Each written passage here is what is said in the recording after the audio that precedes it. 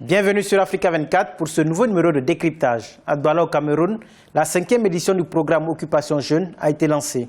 Objectif, lutter contre la pauvreté en rendant la ville propre. Notre invité est Fritz Toné, délégué du gouvernement auprès de la communauté urbaine de Douala. Présentez-nous le programme Occupation Jeune et ses principaux objectifs. Si nous revenons donc au programme Occupation Jeune, programme que nous avons mis en place depuis, je crois, bientôt 6 ans, qui enrôle 2000 à 2500 jeunes par mois, est un programme qui accompagne les jeunes de plusieurs catégories dans leur situation quotidienne. C'est ainsi que nous avons des jeunes qui viennent de l'université. Sous couvert donc du partenariat entre la communauté urbaine et l'université de Douala, nous prenons les étudiants en stage. Toutes les filières sont comprises. Ça, c'est un volet du programme Occupation Jeune. L'Occupation Jeune s'intéresse aussi aux jeunes qui sont diplômés, mais qui n'ont rien comme travail à faire. On les enrôle aussi, généralement toute l'année, sauf les mois de vacances. Il y a des jeunes en période de vacances, comme ceux que vous venez de voir sur le terrain, qui sont généralement les plus nombreux.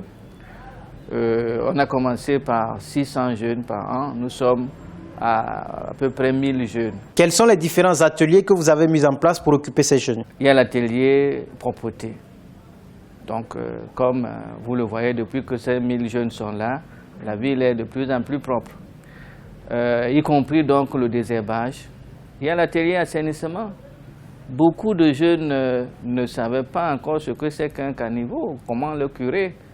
Au départ, c'est un peu répugnant, mais quand on les voit à l'œuvre, ils sont déjà ils sont enthousiastes.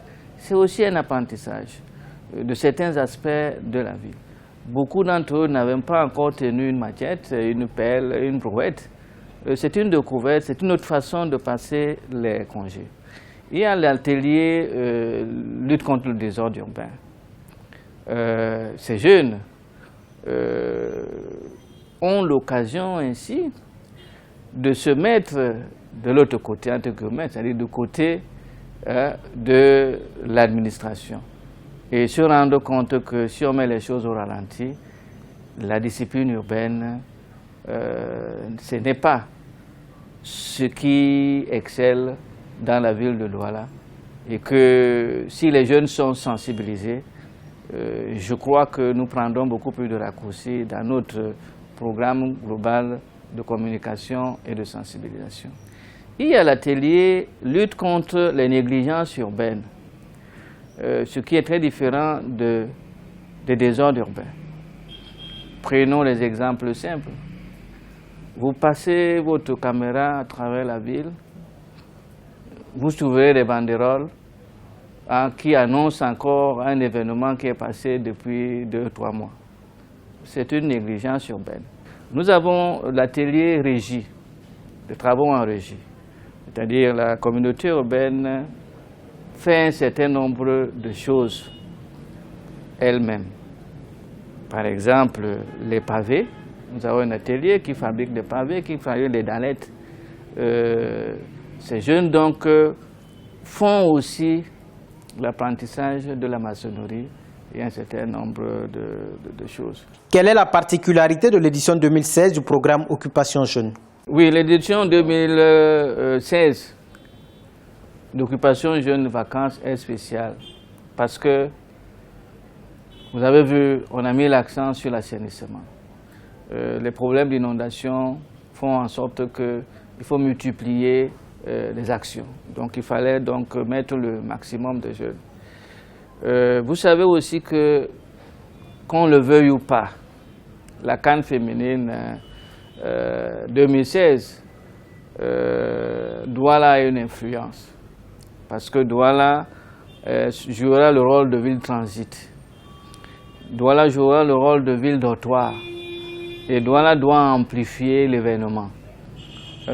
Donc, pour tout cela, il faut donc qu'on commence à faire la toilette intime de la ville pour qu'à l'horizon octobre, la ville brille de tous ses feux et qu'elle soit ainsi accueillante. C'est pour cela que ces jeunes-là sont donc des précurseurs de ce mouvement, de ces activités que nous allons donc engager de maintenant jusqu'au mois d'octobre pour que les étrangers qui arrivent, tous ceux qui viendront vivre la CAN à Douala,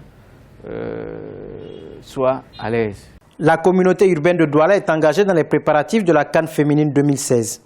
Qu'est-ce qui est déjà fait à cet effet? Vous savez que c'est un volet national qui préoccupe les responsables au plus haut niveau. Chacun fait donc à son niveau. Nous venons donc de créer un comité d'organisation des activités qui permettent donc de vivre mieux cette CAN à Douala. Il y a un comité de supervision que le délégué supervise avec un certain nombre de collaborateurs, y compris les maires. Nous avons 4 sous-commissions. Il y a la sous-commission infrastructure et mobilité. C'est cette commission-là qui vont s'occuper des nids de poules dans la ville, de la signalisation horizontale. C'est cette commission qui s'occupera des problèmes de transport parce qu'il faut quand même qu'on mette un dispositif en place qui permette à tous nos concitoyens, étrangers ou pas, de se rendre au théâtre de l'événement à Limbe sans problème. Bon, il y a la sous-commission logistique qui va donc s'occuper en gros de ce que nous venons créer, les fan zones. Les fan zones. Limbe est assez petit. S'il faut que tous ceux qui veulent aller voir les matchs se rendent à Limbe, ça ne sera pas possible.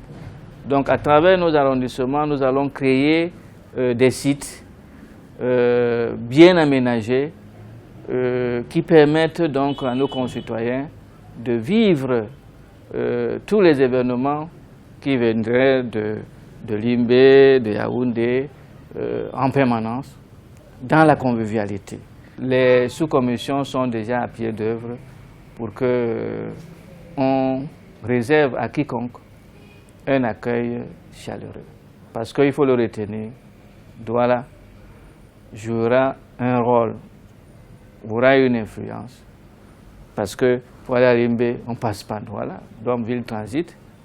Pour aller à Limbe, il peut arriver qu'on dorme ici, on part tous les matins, ville dortoir. Et puis, il faut qu'on amplifie l'événement pour que ce soit une rencontre populaire, des rencontres populaires, une fête populaire, la CAN féminine. Combien coûteront le programme Occupation Jeune et les préparatifs de la CAN féminine 2016 à la communauté urbaine de Douala? Disons qu'en termes d'accompagnement, c'est entre 250 et 300 millions de francs CFA par exercice. Je n'y intègre pas d'autres frais annexes tels que les assurances, parce que les enfants doivent être assurés. D'autres frais annexes, c'est leur habillement, parce qu'au fait, ils doivent avoir les bottes, ils doivent avoir les gants, l'habillement. Et bien d'autres comme leur encadrement.